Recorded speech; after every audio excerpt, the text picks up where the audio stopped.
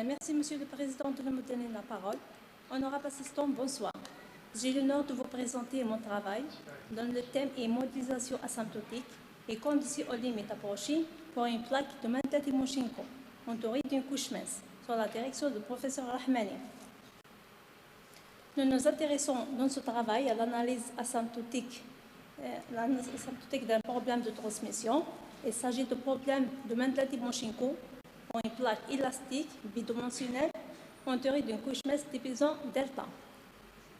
Pour cette structure, nous considérons le problème suivant, où phi, psi et w sont les rotations et le déplacement transversal de la structure.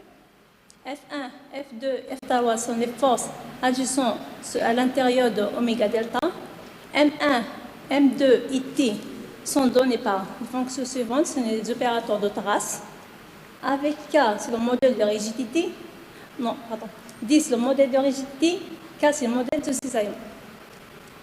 L'alternative consiste à chercher un problème approché qui ne compte pas. L'alternative consiste à chercher un problème approché qui ne compte pas l'effet de la couche mince, où cette dernière sera modélisée par de nouvelles conditions, dites conditions aux limites approchées. Notre objectif dans ce travail est d'avoir les conditions aux limites approchées en utilisant la méthode de développement asymptotique. On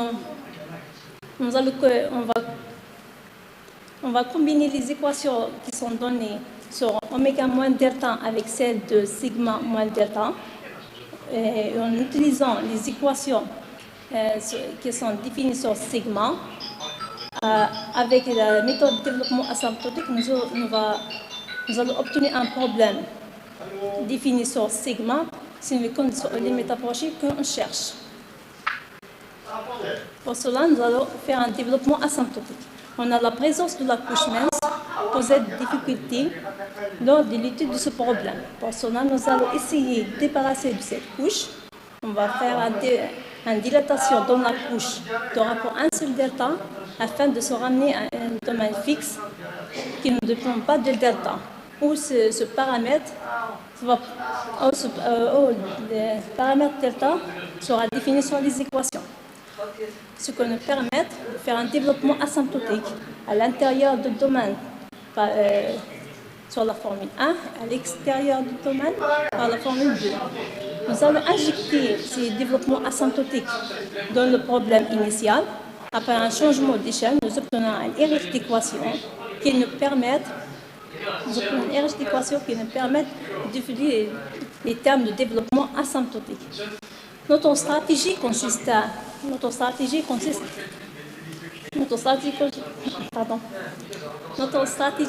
approcher le problème initial par un problème approché qui ne font pas intervenir la couche.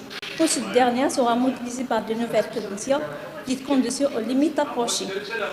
On commence par l'ordre 0. À l'ordre 0, on va conserver qu'un seul terme dans le développement asymptotique, ce qui nous donne un problème approché d'ordre 0. Dans ce problème, il n'y a pas l'effet de la couche mince. Pour cela, nous allons aller à l'ordre supérieur. À l'ordre 1, il y a l'effet de la couche. Et nous terminons par des estimations d'erreur entre la solution exacte du problème initial et celle du problème approché. Cette estimation est optimale, ce qui montre l'efficacité du développement asymptotique. Et en terminant par quelques références. Et merci pour votre attention.